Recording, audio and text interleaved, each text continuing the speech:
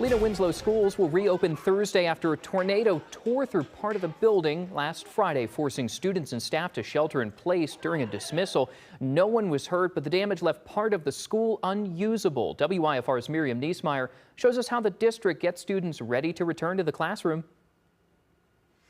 Daniel, today I was in Lena where families walked back into the schools for the first time since the storm. District leaders say timing and quick action made all of the difference as they now focus on getting students back to a sense of normal.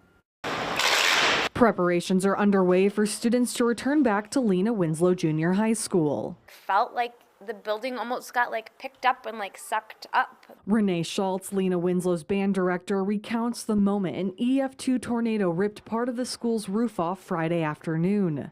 There was a pressure change, and then it was people describe with the freight train and the shattering of the doors shaking and all of that. Schultz says she kept the students calm during the storm. And then went out and noticed that there was a big hole in the building.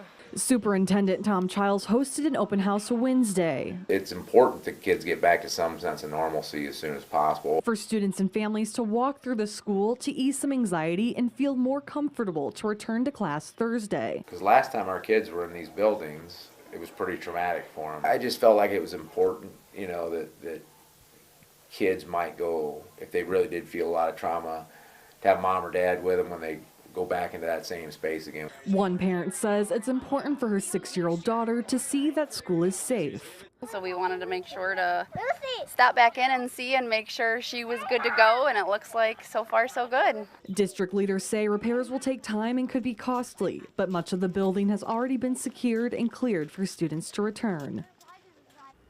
Dozens of families attended the open house Wednesday and say they feel more at ease for their child to return to school Thursday morning. Superintendent Childs says counselors will be on site to provide support to students, and they will have make-up school days at the end of the year.